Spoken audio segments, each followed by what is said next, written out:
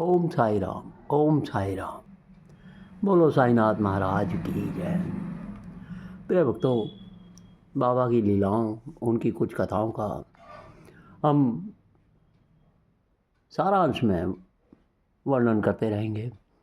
Channel को subscribe जरूर कीजिए, लाइक और शेयर कीजिए और हर पल बाबा का नाम लेते रहिए। एक बार मोरेश्वर प्रधान का बेटा बहुत बीमार था। उस समय एक तेलंग महाशय जिनका नाम शास्त्री बुआ था, उनके साथ रहते थे। वे भगवान दत्तात्रेय के भक्त थे और परिवार की बाबा के प्रति श्रद्धा को वे शेषकर नहीं मानते थे। उन्हें बीमार बच्चे की बहुत चिंता थी, इसलिए उन्होंने प्रधान से कहा अपने बच्चे की सेहत में सुधार लाने के लिए वे बाबा के प्रति भक्ति तज दें और भगवान दत्तात्रेय की आराधना करें। प्रधान ने उन्हें बताया कि बाबा भगवान दत्त ही हैं। इस हेतु शास्त्री ने एक परीक्षा लेने का विचार किया। वे बोले, यदि 5 मिनट के अंदर यह बच्चा 1 गिलास दूध पीता है तो मैं ये मान लूँगा कि बाबा ही दत्त हैं, और यदि कल से बच्चा ठीक होने लगे तो मैं बाबा के दर्शनों के लिए शिरडी जाऊँगा और 125 रुपये दक्षिणा दूँगा। बाबा का चमत्कार हुआ और कुछ ही मिनटों में बच्चे ने दूध मांगा, जो वह शहर सी पी गया। अगले दिन से उसकी तबीयत ठीक होने लगी। जब वह बच्चा पूरी तरह से ठीक हो गया तो अपने संकल्प के अनुसार शास्त्री बुआ शिरडी गए और बाबा को 125 रुपये दक्षिणा भेंट की। उस दिन संध्या समय बाबा ने शास्त्री बुआ से 5 रुपये दक्षिणा मांगी। श्यामा, जो उस समय वहीं पर थे, उन्होंने पूछा, बाबा आज सुबह ही इन महाशय ने आपको 125 रुपये दक्षिणा दी है, तो फिर आप उनसे 5 रुपये और क्यों मांग रहे हो? तो बाबा ने कहा, 125 रुपये जो उन्होंने मुझे सुबह दिए हैं वह तो इनके दत्त को अर्पण कर दिए गए हैं, मुझे कहाँ मिले थे। शास्त्री बुआ यह सुनकर बहुत ही आश्चर्यचकित रह गए और उन्हें बड़े ही आदरपूर्वक बाबा के हाथ में 5 रुपये रखे और उनकी चरण वंदना की। एक समय शांताराम और बलवंत तथा उनके सहयोगी घर पर लौट रहे थे।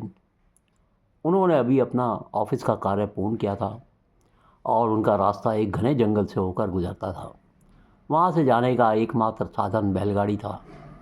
रात काफ़ी हो चुकी थी जब वे रानसेन गढ़ तक पहुँचे। यह जंगल शिरडी की घनी आबादी वाला जंगल था। बहुत ज़्यादा अंधेरा हो चुका था। बैलगाड़ी पीछे की ओर लुढ़कने लगी। वे समझ नहीं पाए कि बैल पीछे की ओर क्यों चल रहे हैं। वह इसका कोई कारण ना ढूंढ पाए। फिर उन्होंने गौर किया कि आगे एक और की सड़क टूटी हुई है और दूसरी ओर बड़े पत्थर गिरे पड़े हैं। यदि बैलगाड़ी जरा भी हिलती तो सभी बैल और गाड़ी उनके समेत नीचे गहरी खाई में गिर जाते। उसी समय उन्होंने अपने आगे उंगली से संकेत किया। बलवंत ने सीधा देखा तो उसकी नज़र बाघ की चमकदार आंखों पर पड़ी। बाघ दूसरी ओर चट्टानों से कूद कर आया था। यदि बैल भय के कारण जरा भी डिगमगाते तो वे अपनी मौत का आलिंगन कर लेते, गिर जाते, और दूसरी ओर यदि वे उतरकर बैलगाड़ी की पीछे की ओर लुढ़कने से रोकते तो शेर जरूर उन पर आक्रमण कर देता।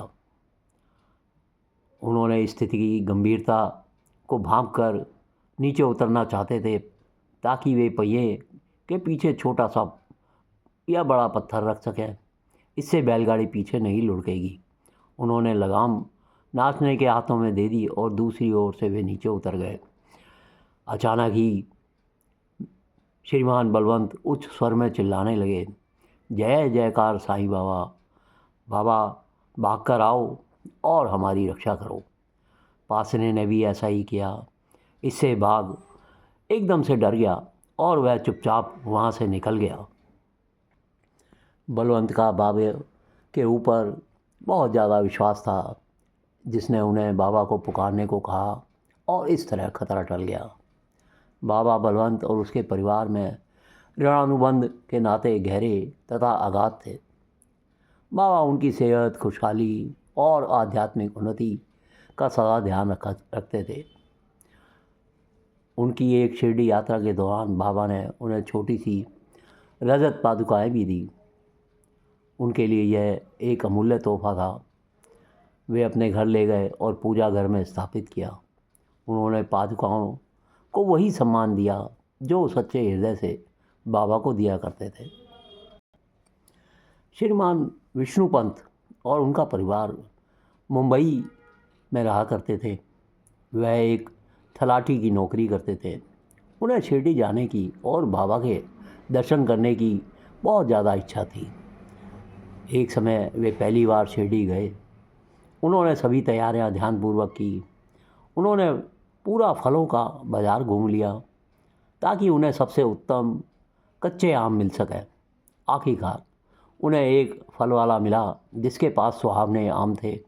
वह ध्यानपूर्वक देखकर कि सभी आम बेदागी और कच्चे थे, उन्होंने वह टोकरी खरीद ली और फिर वे शिरडी के लिए रवाना हो गए। वह सोचते हुए कि यदि मैं पके हुए आम खरीदता तो जब तक मैं शिरडी पहुंचूंगा तो वे ख़राब हो जाएंगे, जबकि कच्चे आम तो वहां तक जाते जाते पक जाएंगे।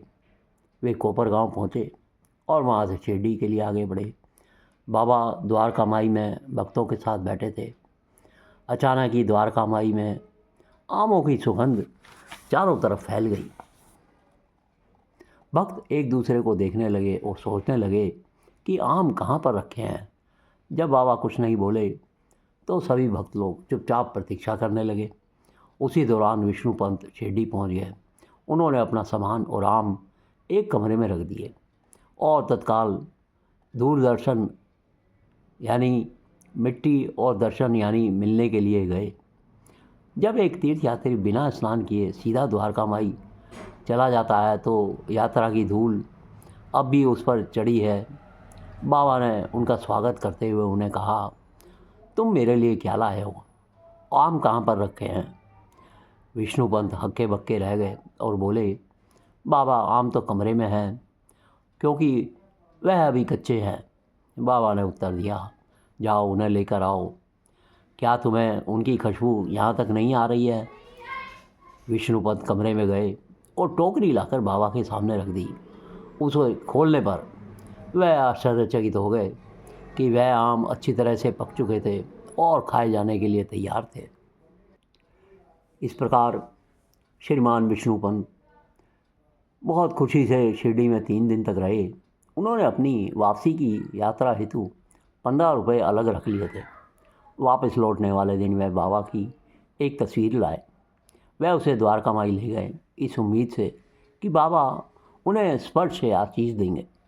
बाबा ने उन्हें बुलाकर कहा, भाऊ मुझे 15 रुपये दक्षिणा के रूप में दो। विष्णुपंत ने तुरंत अपनी जेब खाली कर दी और 15 रुपये दे दिए। बाबा ने फिर उससे तस्वीर मांगी।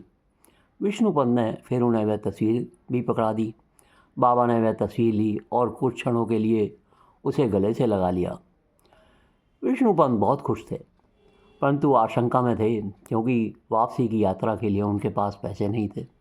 आखिरकार उन्होंने कोपरगांव तक पैदल ही जाने का फैसला किया क्योंकि तांगा लेने के लिए उनके पास पैसे नहीं थे। वह अभी आधा मील ही चले थे कि एक तांगे वाला आया और उनके करीब आकर रुक गया।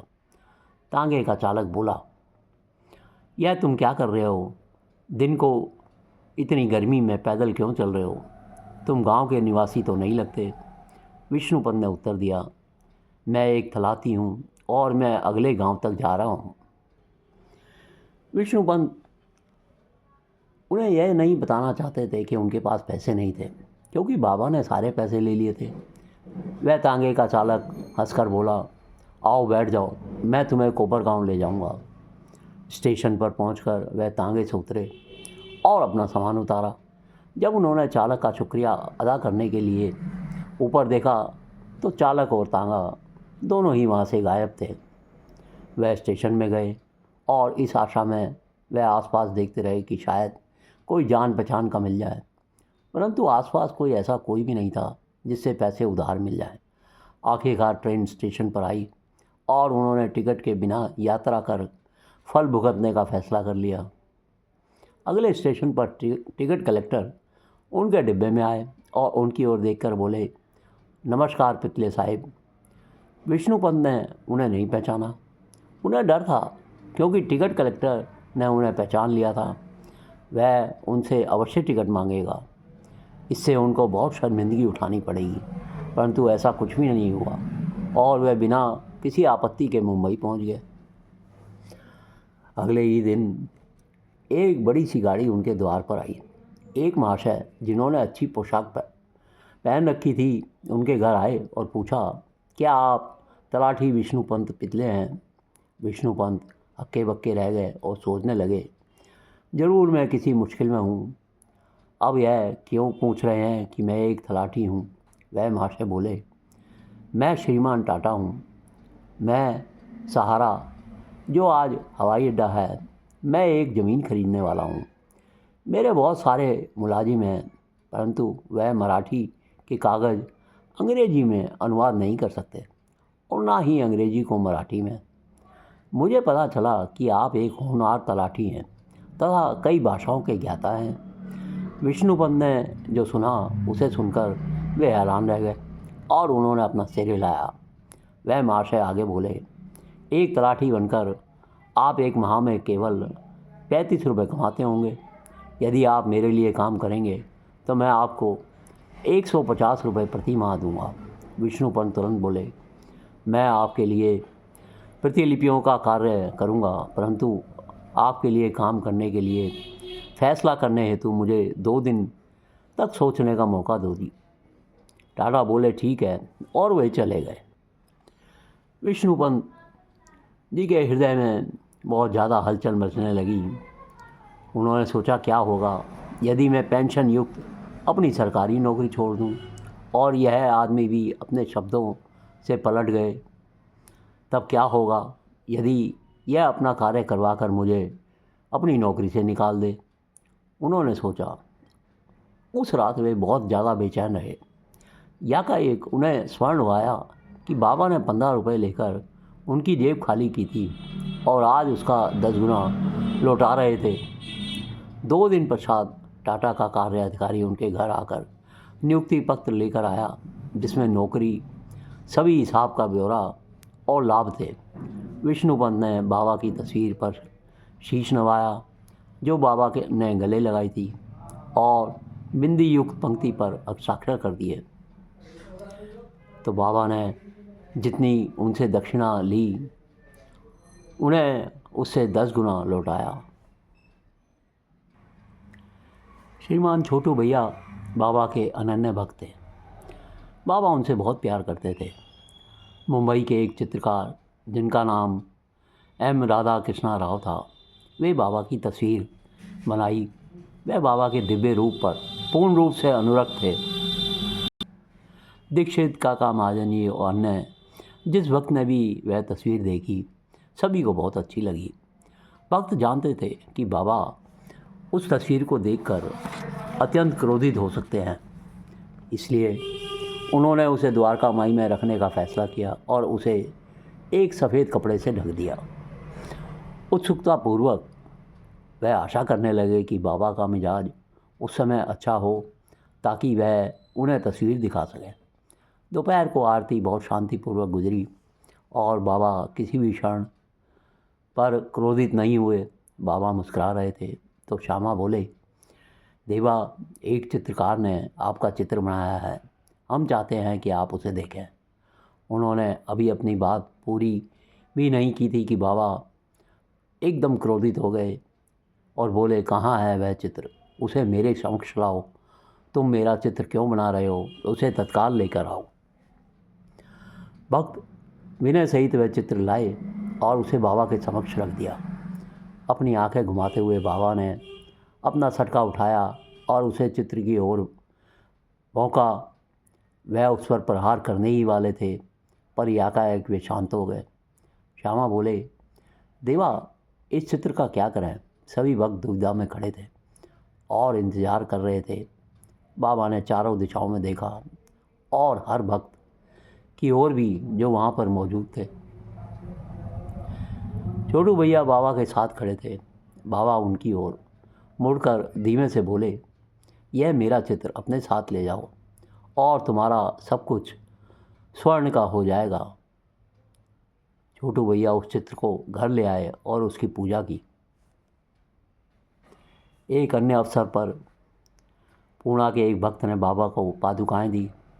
उस दिन बाबा वह पादुकाएं पहनकर लेंडी बाग गए और जैसा कि साधारणतः नहीं होता था, लेंडी बाग से लौटते समय उन्होंने पादुकाएं उतारी, अपने श्री चरण धोए और सबसे पावन स्थान पर प्रवेश किया। फिर उन्होंने छोटू भैया को वह पादुकाएं भी दे दी। यह चित्र और पादुकाएं आज भी उनके वंशजों के पास हैं। हरदा में उनके घर में उस चित्र तथा पादुकाओं की प्रतिदिन पूजा की जाती है। प्रिय भक्तों, बाबा की मधुर लीलाएं का वर्णन और उनके पावन उपदेशों को हम इसी प्रकार वर्णन करते रहेंगे। नित्य प्रति हर पल बाबा का नाम लेते रहिए। चैनल को सब्सक्राइब जरूर कीजिए, लाइक और शेयर कीजिए। ओम साई राम, ओम साई।